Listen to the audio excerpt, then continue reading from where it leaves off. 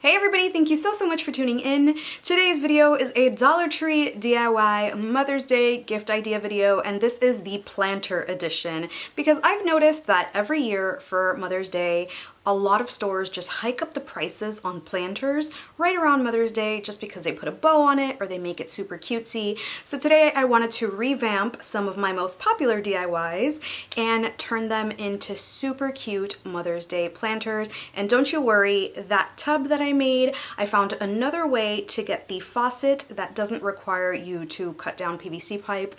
And this video is also sponsored by ShopTagger. If you don't know what ShopTagger is, it is a web app that gets you all of the best prices for the stuff that you want. So for Mother's Day, it is absolutely perfect. Let me show you how to use ShopTagger and we'll get right into the video.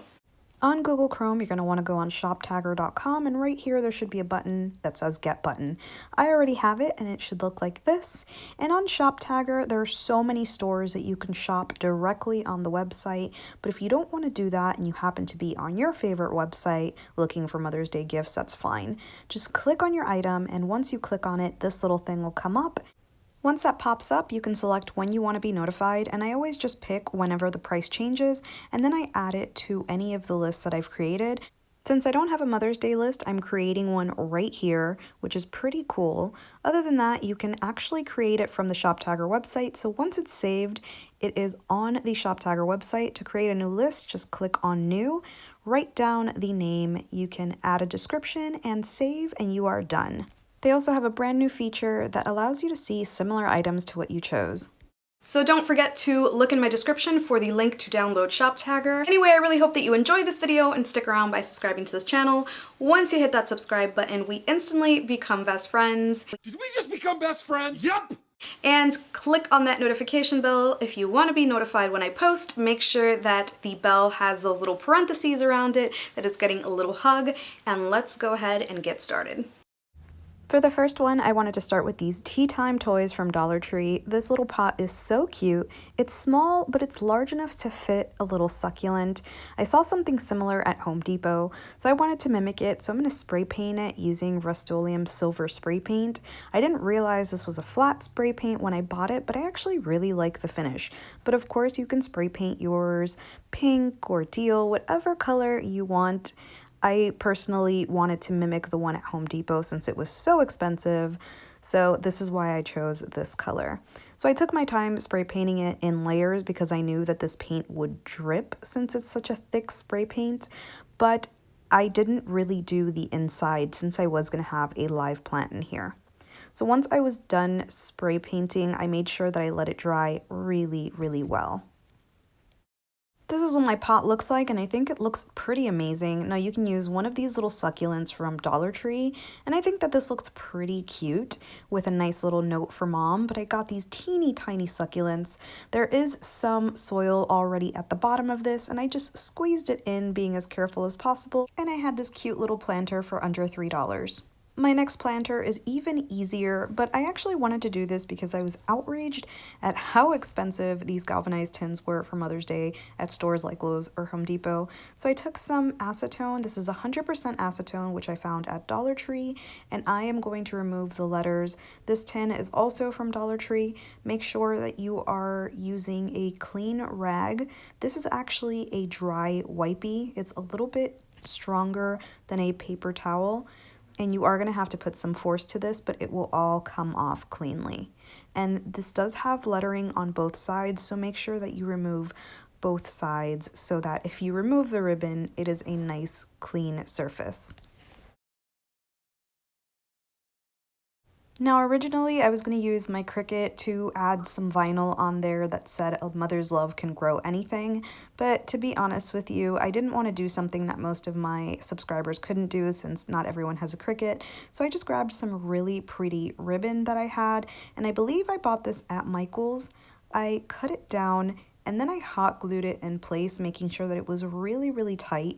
Since this is tapered, you want to make sure that it's nice and tight so that it doesn't look like it's going off at an angle, and you're going to want to glue it at an angle. To cover all of that up, because you are going to have a side that looks a little bit on the funky side, I did add a ribbon, and to be completely honest with you, I say this in every video, I am awful at making ribbons, so I didn't really record myself making one. There's tons of tutorials on how to properly do them, but I went ahead and made a little makeshift one and used it to cover up the seams. It was the best solution that I can come up with.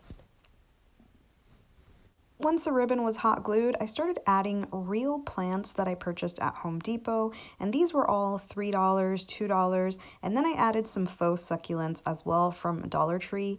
I made sure that all the spots were filled, and I had another cute planter. For my next planter, I'm going to be using this planter from Dollar Tree, and what I'm going to do is I'm going to flip it upside down because I'm going to add little feet to it.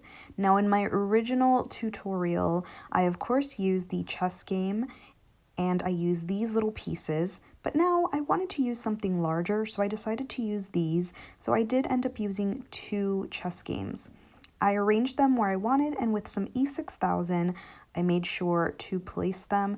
You can do this with hot glue if you don't plan on getting much movement out of this or add much weight, but I highly recommend E6000 and letting it dry overnight, especially since you still have time to move it around. For the faucet, you can use this toy from Dollar Tree. You can also use the flute because you can take it apart, but I used this, which I found in the toy aisle, and I just cut it down. In the original tutorial, I used a candy cane, but since this doesn't have that candy cane shape, I ended up purchasing this little elbow fitting from Lowe's. I placed it on top, and then I placed my little faucet inside of that. I'm sorry I lost the footage to this, but if you saw the original tutorial, you know what I'm talking about. So when everything dries, I'm going to go ahead and flip it over, and I'm going to add the faucet to the inside. So I'm going to use a mixture of E6000, and then I'm going to add some hot glue to keep it in place while it dries. I'm going to make sure that it's nice and centered and let it dry completely. Be patient with this. Once it was completely dry, I spray painted this. The steps are really different because I wanted all of the gold to match. In my original tutorial, I spray painted everything separately because it was black and white and the faucet stayed gold. Now I'm going to go ahead and use my Waverly paint in the shade Ballet Slippers, and I'm just going to paint the middle. Normally, I would just outline the lip on the top and the bottom, but I thought this would be easier because I can't find a gold paint, acrylic paint that stands out, so I thought this would be a lot easier, and I really wanted the inside to stay gold. So this way all the gold matches, and if you do have any areas to touch up, you can use this little Decor color pen. The gold doesn't match, but it does save you from some spots that got covered in pink or whatever color you're painting yours. I didn't want to do the whole thing in this color because it's a little difficult to use. Now you can add whatever you want, a spa set, natural flowers, fake flowers. I have done so many spa sets that I wanted to keep it as a planter. I found this beautiful Mother's Day card at Dollar Tree, and I removed this little piece of it. It's actually pretty easy to remove since it's only stuck on using these 2 little adhesive pieces. So once I removed that clear lining, I went ahead and placed it on the flowers and garden, and it actually covered it up perfectly. So once I secured it in place, I went ahead and added the bow that was also on the card, and you can actually still use the card. So that was pretty cool. And when I was done, I had a beautiful Mother's Day gift. For the next one, I'm recreating my scale, and I love the scale so much. I've seen it recreated all over Facebook, usually the small one, not the big one. So today I wanted to play around with the big one. I'm using my Waverly paint in the color Agave. In the original tutorial, I spray painted, but I think that using a paint would probably make it look a little better since it won't run at all. It's still pretty cold outside. This is also just another way of avoiding having to spray paint outside or in the garage.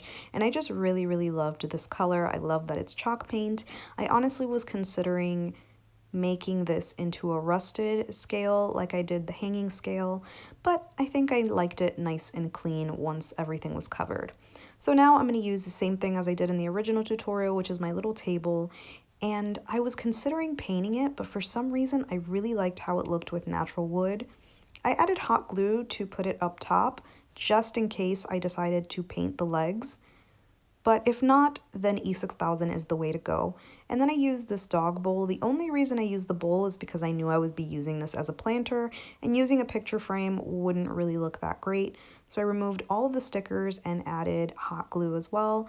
Again, if you are not confused on what color you want to paint this and you're going to secure this on, make sure that you're using E6000. In my original tutorial, I used a printout of a scale as a scale face, but at Home Depot, I found this amazing outdoor thermometer for $4.56. The size is perfect and it makes the scale actually functional. So I added hot glue and of course secured this down with E6000 as well. And since it has that little notch up top, you can actually tell where the middle is. So I found the middle, pressed it into that third line, and then I added all of my beautiful plants, and when I was done, I had a fully functional scale. It can't take weight, but it can definitely take temperature. If you like this video, please don't forget to give me a thumbs up, and be sure to check out ShopTagger. As usual, thank you so much for watching. Till next time.